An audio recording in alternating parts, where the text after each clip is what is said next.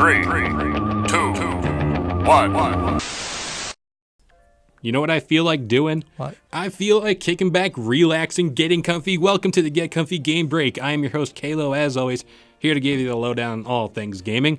And I'm joined by my co-host, DJ Wildfire. What's up, everybody? and our special guest of the week. Say what's up. I've been here for all week. It's your boy JVR. Yes, all week, every week over the summer. We needed more Get Comfy interns, so like we're crowning you Get Comfy intern. There you go. Hey, I'm an intern now. You're an intern. We're going to hire you. Legal papers have to process. But you know, I need my legal team to look at this. yes, Before I sign anything. I wanted to introduce you to Get Comfy. And speaking of introducing people to things in general, man, I'm killing it. Oh, yeah. I'm killing it, man. With the puns. Oh, yeah.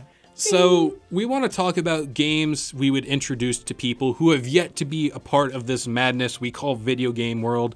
And you know, these titles can range from first-person shooters, MMOs, like just regular games, side-scrollers even if you want.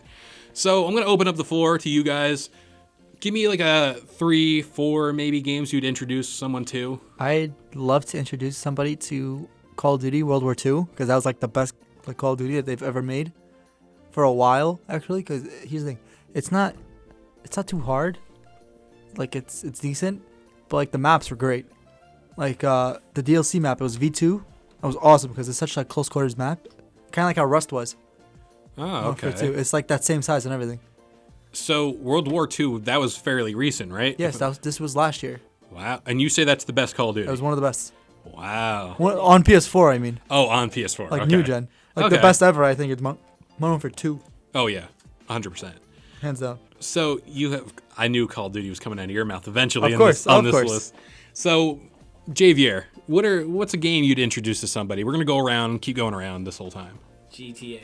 GTA, and there's Doesn't matter which one. doesn't matter really. So you'd go GTA 1 I even think the GTA 5 was Well- like the best one. Well, GTA 3 and up. 3 and up. I'm not introducing you to a top. The platform. top-down games, yeah. Oh, Any- dude. Any GTA.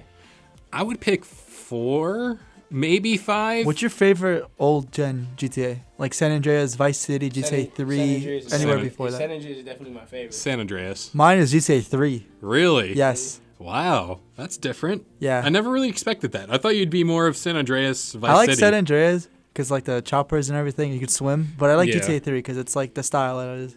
Because that's what I grew up playing. See, GTA 4 has a special place in my heart because it was the first Grand Theft Auto I truly owned and played, like, faithfully.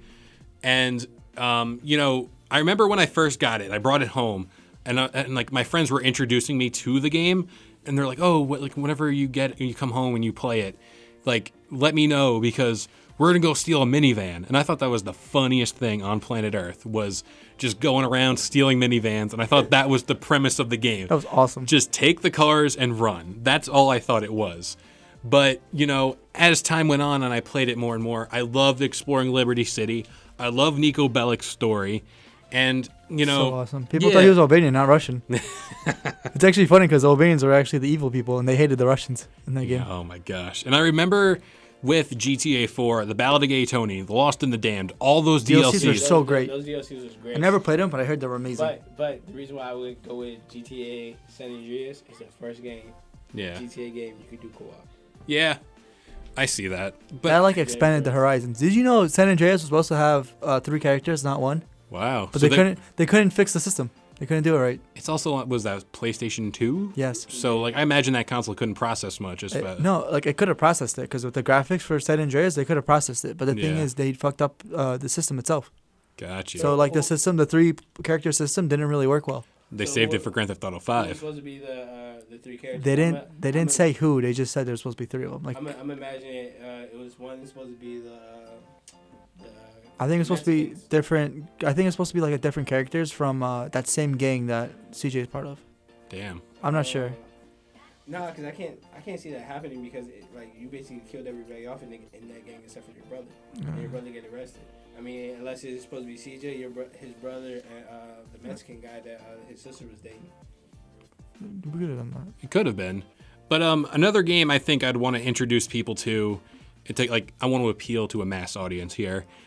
Super Mario Odyssey. I think that game is so much fun. even to this day, it was one of the first Marios I picked up in a long time.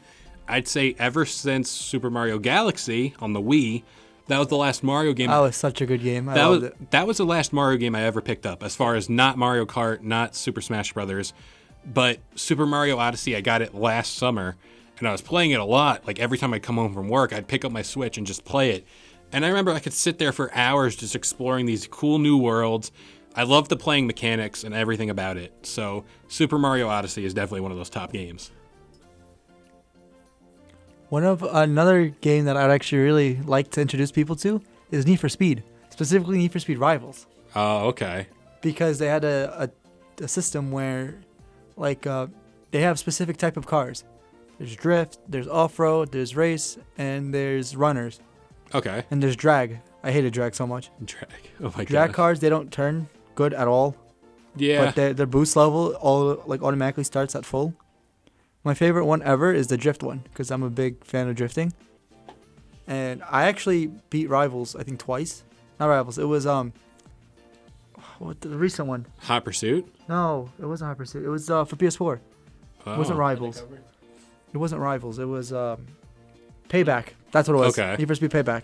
Okay. See, I like that you include a racing game because, like, I could have easily said Mario Kart Yeah. because, like, that's the quintessential racing game, or Forza. Forza Horizon 2, one of the Forza's best. a great game. It is stunning. I mean, the graphics. If it wasn't the cars. console exclusive, I'd love it. Oh yeah, like Forza Horizon in general. Like, I don't mess with the mainline Forzas because I'm not really a fan of track racing. I get the F1, I like it. those cars. I and like everything. it. It's good, but I like street racing better than that. Exactly. That's why I like Need for Speed Payback. 'Cause I like you having could fun. You could do street racing, like in the city. You could do off road, and you could do like a whole bunch of other stuff. Like there's like the mountainside you could Yeah. drive in, and that's where I always drift. Mm-hmm. It's sick. See, Go. for me, it wouldn't be a Need for Speed game. It would be Midnight Club. Midnight Club. Oh my Midnight god. Club was Midnight Club. great. Midnight PSP Club version. Midnight Club to me was a way better Need for Speed. Oh, my fault. For me, Midnight Club, I would have to, like, if I was introducing somebody to a racing game, it would have to be Midnight Club. Midnight Club to me was a better Need for Speed.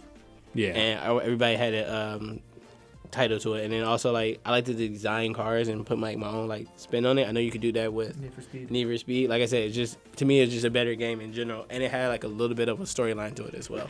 I know back whenever like Midnight Club and all that was popular, LA. Forza and I'd say Gran Turismo Gran Turismo's nice. they didn't have a stranglehold on the like racing games because nowadays I go on the marketplace and I see all these different types of racing games, and I feel like our standards have been like raised to a point where if it's not like Forza like at all, or Horizon even then, or like Need for Speed or something like that type of game like genre is really standard now, like standard issue to Forza and Gran Turismo and Need for Speed. Like there's no diversity, which I feel there should be, especially with those type of games, because grant you, how much variation can you put on racing a regular car? Like you're literally just going around in circles. Yeah. And that's something Forza Horizon really nailed with differentiating the races. There's off-road, there's regular races, you can do stunts and all that stuff. So like it really made things special and different for people playing those games. Another game I'd actually really like to bring, like to show people, is Rocket League. Rocket League, oh, Rocket League's one of my favorite. If you guys don't know what it is, it's basically soccer but with cars. which is amazing. I love it. It's so awesome. It's literally based on physics. Yeah. It's insane, like how good they did of it. I know when they made it free to play over a couple weekends for Xbox, I have it still downloaded, and like it locks you out of the game whenever it's not free to play. But whenever I played it, I just sat there for hours just It's playing. so fun to play with people. And it's like, it's a fun game to just keep playing. Like, you just go back and you have different matches with people. There's some matches where you do amazing and like you score 3 goals or 2 goals. And then there's other matches where you just get absolutely shafted on like any sort of map or whatever. And you know more about this more than I do. Yeah, because I play it all the time. Yeah, you have it on your Switch. Do you have it on PlayStation? Yeah, I do. I play it on PlayStation more than I play on the Switch. Really? Yes, on the Switch I'm like level like 6, I think. On because I barely play the Switch like in general. PS4 I'm like level 180. Jeez, you're pro. It's like past the pro level. It's like I think I forgot what the system was because I think they stopped it. But I put myself on there as veteran because that's like my skill level. But I have a lot of game like play time. That's why I'm such a high level. Yeah. So I'm like I think I'm technically a Rocketeer. That's the highest you can go. Rocketeer. You get that at 100, and I'm like 80 levels above that. So that's like your 10th prestige. Like that's your thing. That's like Master Prestige. Wow, that's crazy. That's sick. Jeez, I wish I could be on that level. I need to buy Rocket League, like actually buy it, because I feel It's like cross compatible, so we can play together. But I feel like that's a game. Once I buy it, they're gonna make it free. You know? Are you afraid that they're gonna become free because of Epic? No. We'll talk about that later. Actually, We actually have. If you want to go back and listen to that Get Comfy podcast where we covered Epic's acquisition of Rocket League and Psyonix, which is the game developer of Rocket League, you might want to go check that out later. But Javier, do you have another game you'd want to introduce someone to kind of open up the gaming world to them? Skyrim. That was one of mine. Oh, man, my fault. No. Go right ahead. I want to hear your intake on this because I've spouted Skyrim for decades. All right, so the reason why it would be Skyrim is because, let me paint a picture for you. As a kid, you always see like these night movies, people just going around, being the knights, throwing the sword, got your shield. If you want to be a magician, what's those people who shoot fire out their hands called? Magicians? If you want to be a magician, a mage? You could be a mage as well. But this was the game that captured that. Oh, 100%. 100%. It just dropped you in that world, and you were just able to play. Like, that was it. You can do whatever you want. There's DLCs where you can build your own house, like an actual, like a cottage. Yeah. And, like, you can be a farmer. You can be whatever you want. And you can bake. You can have children. You can adopt them. My bad. You weren't actually able to have your own children. I'm trying to have my own kids out there, baby. That's what Fable did. Fable did that, where you can have your own kids. I think it was Fable 2. Fable 1, you might have been able to do it. But I remember Fable 2. You could definitely do it because I remember doing it. I remember, that game was just off the rails. I remember you can find condoms and shit, like medieval condoms. There's like goat skin condoms. That was actually one of my favorite games, the original Fable. Yeah. Like for real. And I remember putting hours into that game as well. Like, I don't know, there's something about that medieval timing zone. Because, like, you never, just medieval, just going to that medieval time, like, what is that thing called, like, New York, medieval country or something like that, where you can eat, like, a turkey leg and things like that? Oh, yeah, like the fairs. Like the medieval fairs and stuff. That's what I'm thinking about. I'm terrible with naming things. But, yeah, like, even, like, when you go to those, there's something about that time period where, like, you want to be a knight and stuff like that, and you can actually do that and those type of things. And slaying the dragon is, like, a ton of fucking fun. So that's like your man card in that world, just slaying a fucking dragon. I remember the first dragon you take down in Skyrim is at that tower outside of Winterfell. Yeah, and you're absolutely right. Winterhold. I'm thinking of Game of Thrones here. I don't know. They're both the same technically. Man, it's the same thing. So yeah, you take down that dragon. I remember like when Skyrim first came out, you didn't really know what to expect, and then a fucking dragon just falls out of the sky. And, like, you're fighting it with your bow and arrow, but, like, you're level 1. So, like, that dragon can easily just come up and eat you. And then there's always the cool bugs, or the funny bugs, I should say, when you're walking in that open plains and you just see a mammoth just fall from the sky, or something glitch up, or you get hit by a giant and you shoot up into it. You go flying. You ever, like, that's intense. It's intense. I remember I was trying to kill a giant, and I remember him swinging his sword. I was like, I'm just gonna block it. Yeah. And it was like, nah. It was like I was like a golf ball to him. Yep. That's what I felt like. And I remember in that game, the Wabbajack. Do you remember that? The Wabbajack.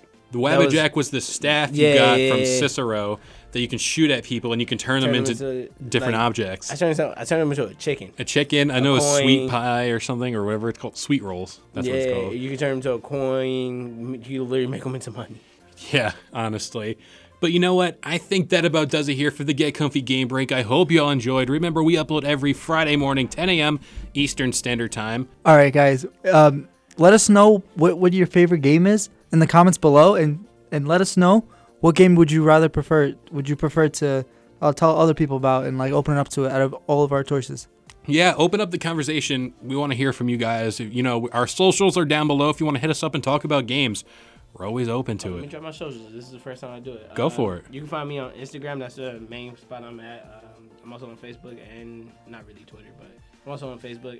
But I rarely use it. So definitely, if you want to like have a conversation with me, you can find me on Instagram at J313HP. It'll definitely, baby. Yeah, it'll be down in the description. And you know what?